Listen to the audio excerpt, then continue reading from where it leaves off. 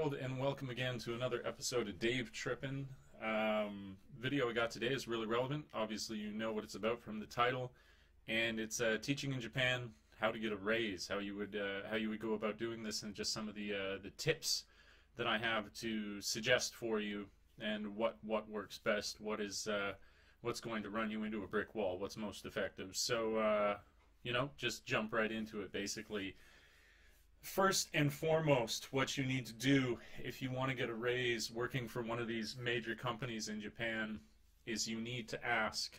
And this is the funniest, simplest no-brainer, but it's amazing how many people would move to their second or third contract or whatever it is working with the company that they're associated with, and they wouldn't ask. And these companies, due to the rate of demand for new employees and the turnover, they have no system in place. So if you are willing to go to that next contract and not say anything to them, then it's not very likely that they're going to just say, hey, would you like an additional amount of money? So that's the first thing that you should do. You should ask for a raise if you have gotten yourself in good standing, and you've gone through the first year and you've had great success at your schools, and you're really enjoying it, and you're thinking about doing the next one. You want to, give it a month, 2 months before you might re-sign that contract. You want to ask for it.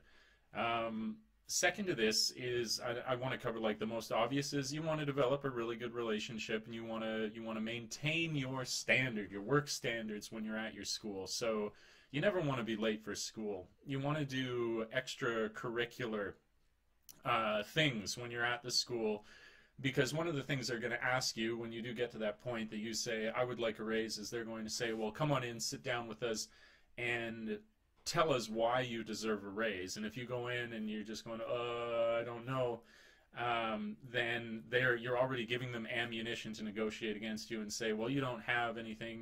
We've had people who've been going for 4 years who've never asked for a raise before. Why should we give one to you? You've got to have those reasons on hand. This comes as well to, if you want to make a little form before you go in and just make a bullet point of why you think you deserve the raise when you go in.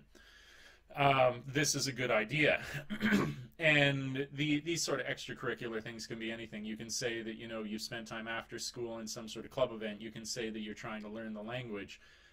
You can say just that you have a really good relationship, and you believe on recommendation, or what would it be, a reference from the schools, that these people would say you're doing a great job and would want you to come back. So you got to ask. You got to hold up your end of the bargain when you're actually working at the schools.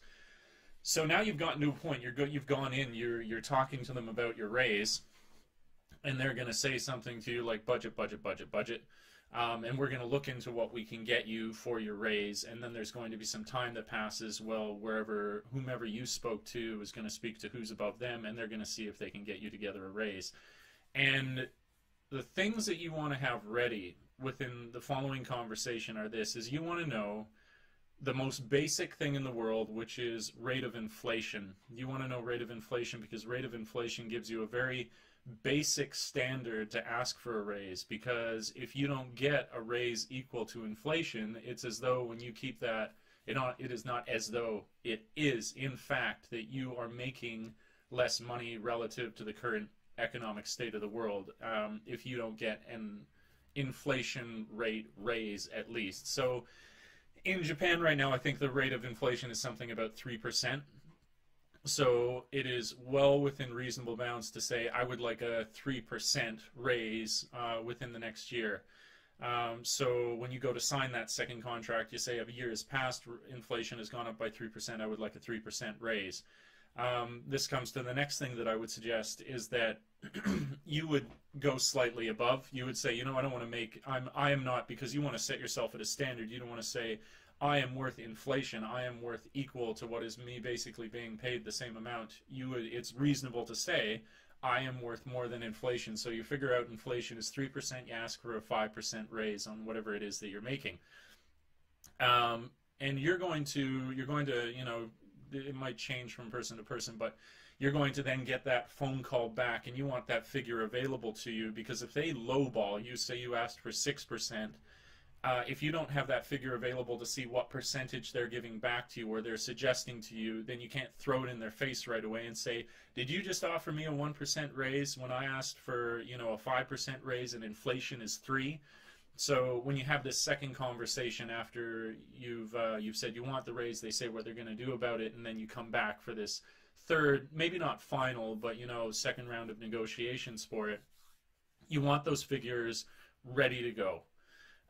So they then come back at you and they say, we're going to give you something like, say you asked them for, was it you want an extra, let's see, 15,000 yen per month. That's what you want. In Canadian dollars, it'd be about, you want an extra $150 per month. And they say to you, we're going to give you 3,000 yen a month. You want to be able to hit them with the exact amount or percentage that is. That they're now offering you, and you can then leverage that against inflation. So you're saying, I'm actually still receiving a pay cut if you give me only this minimal raise. So that's a good position to put yourself in. Now you come to the next thing, where when you came in and they said to you, what are 3 reasons, you know, that you deserve the raise? If they come back to you and say, this is the amount that we're going to give to you, and it's a ridiculously low amount, or they say they can't, you should have this question ready. Give me 3, you say to them, I came in and I had to tell you why I deserve the raise. Tell me why I don't deserve this raise. Tell me 3 reasons. What is your justification when I've fulfilled all the prerequisites and I deserve a raise that you are now not willing to at least compromise and meet me in the middle? You're giving me something like an extra $10 a month or nothing at all. And that will put them, you know, suddenly, if they haven't prepared for the conversation, they've got to, you know, they're going to look really, really foolish, and it's going to give you even more leverage. Now, in addition to this, the more that you can know about your company, the better, because the most classic thing that's going to be thrown back in your face when asking for a raise is budget. They're going to say something like, times are tough, and the company needs to stay afloat, so for budget reasons, we only have this much available to you.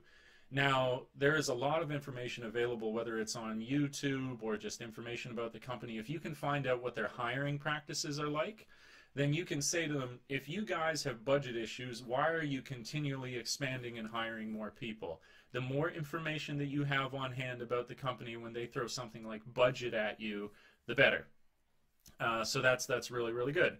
And then the ultimate thing that you can have available to you, and this is just, in some cases, some people won't do this, but this is the ultimate bargaining chip, is that if you have been here for a year and you're established and you've got a work visa and you now have a year experience under your belt, you could go onto something like Gaijin Pots and you could start to shop around for different jobs. And this is the ultimate, like it would be in your home country.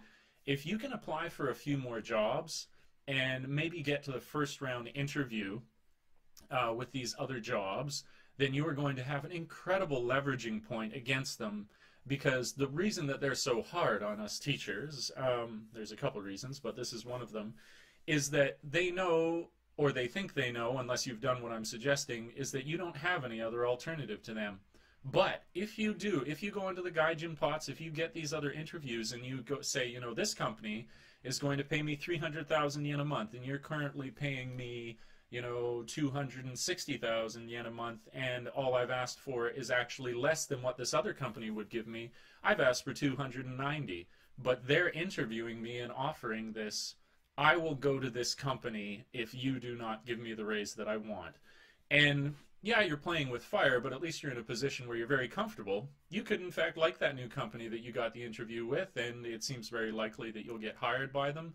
This is where you kind of have to, it's not all sunshine and lollipops. You really need to figure out where you stand with this new hiring and where you stand with the company. But that will give you, obviously, more leverage, because you'll say, it's not like I'm out on the street. I'm going to be hired by this company. They've said that they want me. I've been given a job offer. What are you going to do about it? And in that way, then, you have the most power, because finally you are not just a resource they can say to, oh, well, if you don't have us, you have nothing. So I hope that's really helpful, and I would recommend to people, I waited till my 3rd contract to ask for a raise, and we're always reflecting, you don't have to, but we should reflect on how we've handled things, and I think I could have certainly handled the process of what I've gone through recently better, and that's why I'm making this video, because I feel like what I've had to say here, I wish somebody could have told me. I would have made a little checklist about this, and I think it would have been much better. And one of the basic things as well, like I'm saying now, is that I would have asked in my second year. I would have, why wait till your third year? You're only doing them a favor. You're giving them one more year where they get to pay you the exact same amount, although you are worth more. So that's it. I hope this video is useful for people. I hope people get some juicy raises, and as a result of the advice I've offered, that you feel more confident going through that process with whatever company it is that you're working for. So yeah, I'd like to say thanks for trimming with Dave. My contact is always down below, my website, everything like that. If you'd like to get a hold of me and ask me any sort of question about teaching, living, anything about Japan, do so, and I'll make a video to respond. I know that there were some questions on my most recent video, and I'm going to make a video to respond to that shortly as well. But I just thought this was most pertinent, that I had just gone through this process. I want to get it off my mind, and I want to get it out there for people to be able to use. Because, yeah, you know, this will be the emotional aspect of this. It's just, it's not like you don't have a great opportunity here to come over here.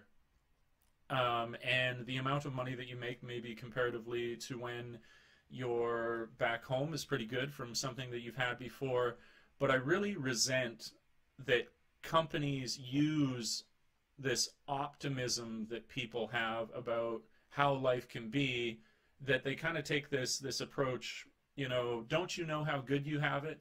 And we should be aware of that.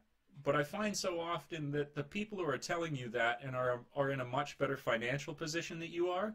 So to me that kind of seems ridiculous. Why is it somebody who makes, you know, many thousands more dollars than I do a year telling me, shouldn't I be lucky where I am, when isn't that a fine position to say it from, when you yourself make far more than I do, you know? And you have every right to have worked on merit, to have increased your ability, to have invested your time in a way that shows you are deserving of a raise. I'm not saying that you shouldn't do this unless you deserve it. I believe that it should be merit-based reward, but you should be equipped with the resources when you ask for that raise that doesn't allow you just to get pushed around and told you should be happy with what you have. Because if you have done all these things that I say that make your request a merit-based request, then you have every right, and you shouldn't be told otherwise. Yeah, so that's that. I hope everybody finds this video useful, and more to come shortly. Ciao for now. Peace.